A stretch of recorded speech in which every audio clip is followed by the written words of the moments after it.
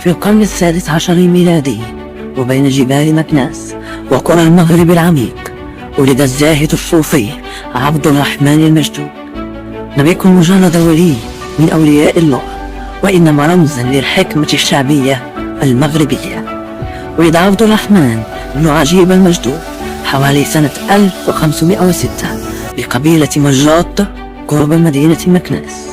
نشأ في بيئة بسيطة، لكن قلبه كان معلقا بالزهد والعبادة منذ صغره. اختار طريق التصوف، متنقلا بين الزوايا ومتأملا في أحوال الناس وباحثا عن معنى الحياة. لم يكن المجدود عالما يكتب الكتب ولا شيخا يملك الأتباع، بل كان رجلا صوفيا زاهدا عرفه الناس بالكرامات والصدق. كانوا يتبركون بكلماته ويعتبرونه من أولياء الله الصالحين. من هنا جاء لقبه المجدود، أي المنجذب بكليته إلى محبة الله، وما جعله خالدا في الذاكرة الشعبية للمغاربة.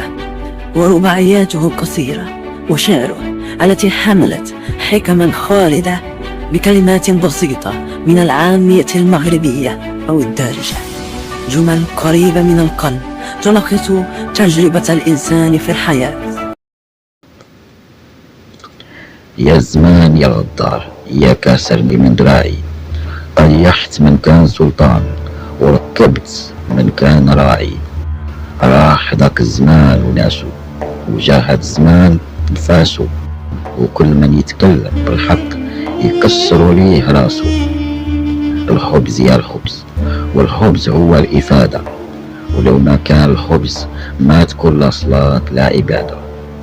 ضربت كفي الكفي وهمنت في الأرض ساعة، صرت قلت الشي ترى الشي وتنوض من جماعه.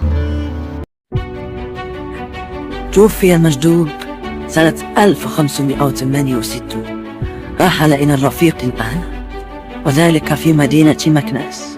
لكن موته لم يكن نهاية لقصته، فرباعياته الخالدة ما زالت تتداول بعد أكثر من 4 قرون، شاهدة على رجل جعل من الشعر حكمة ومن الحكمة فنا خالدا.